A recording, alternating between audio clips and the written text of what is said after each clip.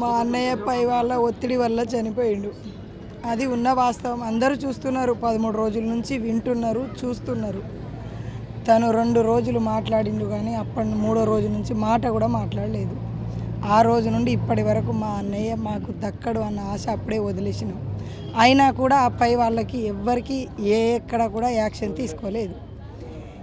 ఇప్పుడు మేము కోరుకున్నది ఏంటంటే మా అన్నయ్యకి ఇల్లు లేదు, ఏం లేదు. ఆ పిల్లలకి, మా వదినకి, మా అమ్మకి న్యాయం చేయాలని మేము ఇక్కడ కూర్చున్నాం.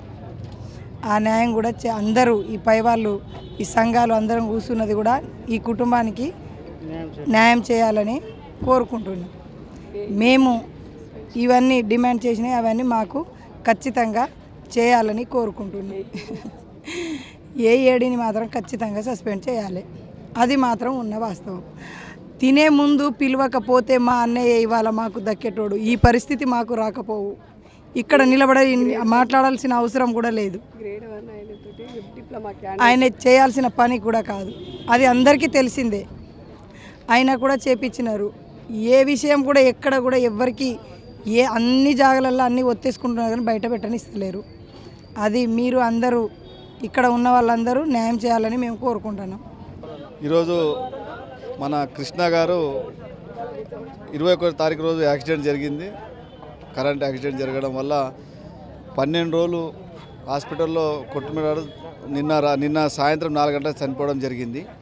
అయితే ఇందులో పూర్తిగా నిర్లక్ష్యం డిపార్ట్మెంట్ ఏదైతే ఏడీలు కానీ ఏఈలు కానీ వాళ్ళకు తెలియడానికి. ఇప్పుడు ఆయన ఏదైతే కృష్ణ చేసే పని ఓన్లీ టెక్నికల్ పని, ఆఫీస్లో కూర్చొని రీడింగ్ రాసేది ఇవి రాసేది పనిచేసే పనికి ఆయనకు పోలెక్కించి పెయింటింగ్ వేయించడానికి వాడుకున్నారు. దానివల్ల ఏమైందంటే తెలియక ఆయన కరెంట్ యాక్సిడెంట్ జరిగి ఈరోజు చనిపోవడం జరిగింది. దానికి మేము ఈరోజు వాళ్ళ కుటుంబ సభ్యులందరూ కలిసి ఈరోజు ఇక్కడ ధర్నా ప్రోగ్రాం ఎందుకు చేస్తున్నామంటే ఆయనకు ఎక్స్రేస్ ఏదైతే ₹1,00,00,000 డిపార్ట్మెంట్ తప్పిదం వల్ల ఒక కార్మికుడు చనిపోయాడు కాబట్టి ₹1,00,00,000 డిమాండ్ చేస్తున్నాం. అదేవిధంగా వాళ్ళ భార్యకు ఉద్యోగము ప్లస్ ఎవరైతే కారకులైనో వాళ్ళకు ఇమీడియట్గా సస్పెండ్ చేయాలని డిమాండ్ చేసినాం. మనం ఎస్సీ గారికి ఇప్పుడు చెప్పడం జరిగింది. వాళ్ళు మేనేజ్మెంట్తో మాట్లాడి నిర్ణయం తీసుకుంటామన్నారు. కానీ ఇప్పటికే లేట్ అయిపోయింది. దాదాపు నిన్న 4 గంటల చనిపోతే 24 గంటలైంది. ఇంతవరకు డిపార్ట్మెంట్ ఎక్కడ యాజమాన్యం స్పందించలేదు. కాబట్టి దీని మీద సీరియస్గా మీరు యాక్షన్ ఇమీడియట్గా దీని మీద స్పందించి కార్మికుడు న్యాయం చేయాలా.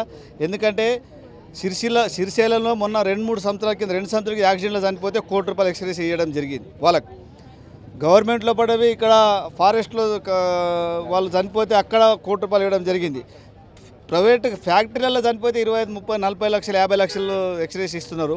మరి ఇదైతే డిపార్ట్మెంట్లో యాక్సిడెంట్ వల్ల చనిపోయాడు కాబట్టి డిపార్ట్మెంట్ పొరపాటు వల్ల చనిపోయాడు కాబట్టి ఇమీడియట్గా ₹1,00,00,000 ఎక్స్రే ప్రకటించి ఇమీడియట్గా మా డిమాండ్ పరిష్కరించాలని డిమాండ్ చేస్తున్నాం. మొన్న 21 తారీఖు రోజు గ్రేడ్ 1 ఆర్టిజను ఈ యొక్క డిపార్ట్మెంట్ లోపల ఉన్న అధికారుల నిర్లక్ష్యంతో చనిపోవడం జరిగింది. దీన్ని పూర్తి స్థాయిలో డిపార్ట్మెంట్ చేసిన హత్యగా భావించి ఆ అధికారుల మీద హత్యానేరం కేసు నమోదు చేయాలి, వాళ్ళని పూర్తి స్థాయిలో సస్పెండ్ చేసి పూర్తి స్థాయి ఎంక్వైరీ చేయాలని చెప్పి మేము యాక్సిడెంట్ జరిగినాక 2 రోజులకు ఇదే సిఏ ఆఫీస్ ముందు ధర్నా చేసినాం, మెమోరాండం ఇచ్చి పోయినాము. ఖచ్చితంగా ఎంక్వైరీ చేపిస్తామని చెప్పారు. అతనికి ఆ కుటుంబానికి ఆదుకుంటాం, అండగా ఉంటామని చెప్పారు. అతడు బాగుపడి ఇంటికి వస్తాడనే ఆశతో ఎదురు చూసినాం. కానీ ఆ కుటుంబానికి అతడు బాకీ లేకుండా వేయండు.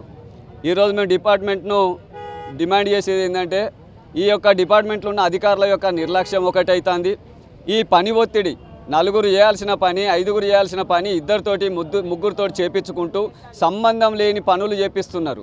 ఒక డిప్లొమా ఆపరేటర్ అంటే ఒక సబ్ ఇంజనీరు, ఒక ఏఈ, ఒక ఏడీ క్యాడర్కు సంబంధించినటువంటి ఒక diploma operator, BTech operator technical పని చేయాల్సింది, రీడింగ్ రాయడం కానీ చేతి కింద ఉన్నటువంటి ఆపరేటర్లతో కూడా వర్క్ చేయాల్సినటువంటి స్థాయి అయినది.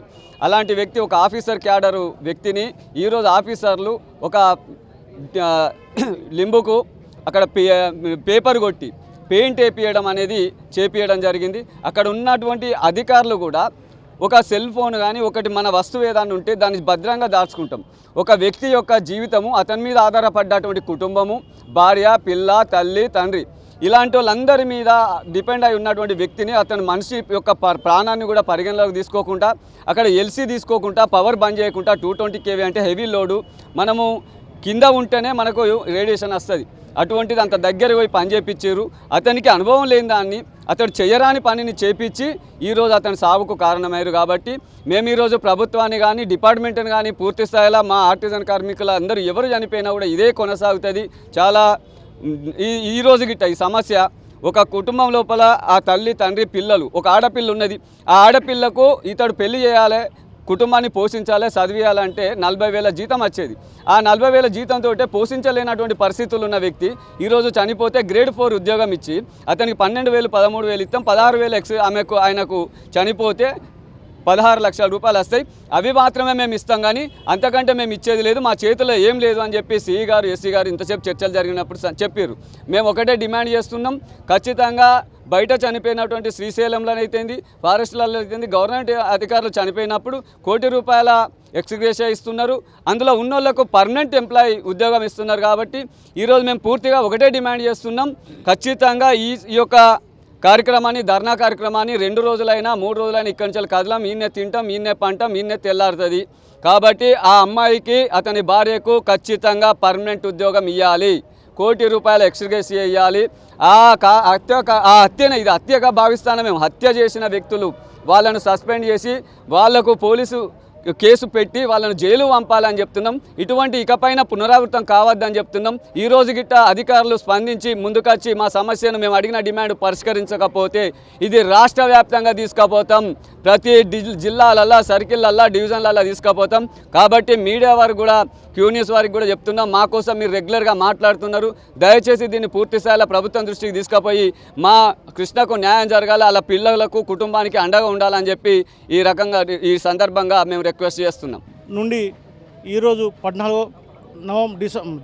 నవంబర్ 21న జరిగిన యాక్సిడెంటు మళ్ళీ ఈరోజు డిసెంబర్ 3వ తారీఖు వచ్చినప్పటికీ కూడా అధికారులు ఏమాత్రం స్పందించకుండా వారిపై చాలా నిర్లక్ష్యంగా 14 రోజులు చాలా ఘోరాతి ఘోరంగా అనుభవించి చనిపోయిన పరిస్థితి.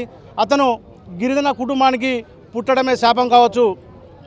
అలాగే ఈరోజు ఇలాంటి యాక్షన్లు జరుగుతున్నాయి అంటే ఎస్సీ ఎస్టీ కుటుంబాలకు మాత్రమే చాలా జరుగుతూ ఉన్నాయి. అలాంటిపై వారు ఈరోజు ఏఐ గారు వాళ్ళ పెత్తనాన్ని చలాయించి వీళ్ళను అదనపు డ్యూటీ చేయించడం చాలా బాధాకరమైన విషయం. వారిపై ఇప్పటికైనా కేసులు నమోదు చేసి వారిని సస్పెండ్ చేసి ఇతనికి ₹1 కోటి ఇవ్వడం పెద్ద ఇష్యూ కాదు. ఇప్పుడు వాళ్ళ భార్యకు 30 సంవత్సరాలు కూడా కాలేదు.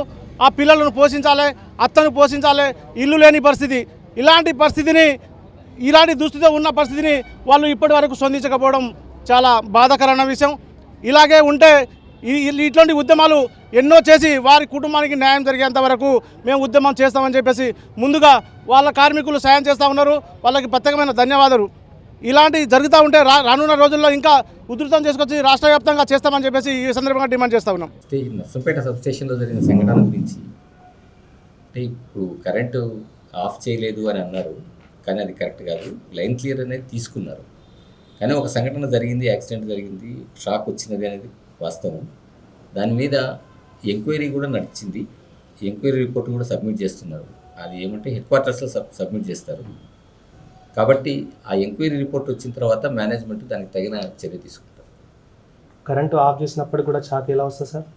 అంటే పక్కన ఎక్కడ తగిలిందా ఏమనేది అది ఆ విషయం అనేది ఎంక్వైరీలో తెలుస్తుంది. అతని డిజిగ్నేషన్ ఏంటి సార్? డిజిగ్నేషన్ ఆర్టిజాన్ గ్రేడ్ 1 అంటారండి. ఓకే, అతను పెయింట్ వేయొచ్చా సార్? పెయింట్ వేయచ్చు. మరి వాళ్ళ కుటుంబ సభ్యులు మాత్రం వేయొద్దు అలాంటివి అని అంటున్నారు. వేయకూడదని లేదు, పని ఒత్తిడి అనేది కూడా అంటున్నారు. పని ఒత్తిడి లేదనే అనుకుంటున్నాం. పని ఒత్తిడి ఏం లేదు. 11:50కి వాళ్ళు ఎల్సీ తీసుకున్నారు, అంటే లైన్ క్లియర్ అనేది 11:50కి తీసుకున్నారు. ఒకవేళ పని ఒత్తిడి అంటే కానీ తెల్లవారుజామున 5 గంటలకు రమ్మనము, 6 గంటలకు రమ్మనము, అంటే 10 మందితోటి చేయాల్సిన పని 5గురితోటి 3గురితోటి చేపిస్తున్నారు అని అంటున్నారు వాళ్ళు. అటువంటివి ఏం లేదండి. పెయింట్ అనేది చిన్న పని, ఒకరే చేస్తారు కదా. మన ఇంట్లో అయినా కూడా మనం చూసుకునేది కదా. పెయింట్ ఇక్కడ ఒక చిన్న ప్యాచ్ కొట్టడం మనం ఒకరే చేస్తాం, 10 మంది నేను పెట్టుకోం కదా. వాళ్ళ కుటుంబానికి ఏమన్నా అంటే దాని గురించే మనం మేనేజ్మెంట్కి చెప్పినాము, ఈ రకంగా ధర్నా జరుగుతున్న విషయం కూడా జరుగుతున్నది అని చెప్పినాము, తెలియజేసినాము. మేనేజ్మెంట్ వాళ్ళు ఏదైనా డెసిషన్ తీసుకుంటారు. ముఖ్యంగా వాళ్ళు ఏఈల పైన డీల పైన కంప్లైంట్ చేస్తున్నారు కదా సార్. అదన్నీ ఏదైనా తప్పు ఉంటే ఖచ్చితంగా మేనేజ్మెంట్ యాక్షన్ తీసుకుంటారండి. ఏఈ ఏడి ఎవరైనా కానీ ఎంక్వైరీ రిపోర్ట్ బేస్ చేసుకొని మేనేజ్మెంట్ యాక్షన్ తీసుకోవడం జరుగుతుంది.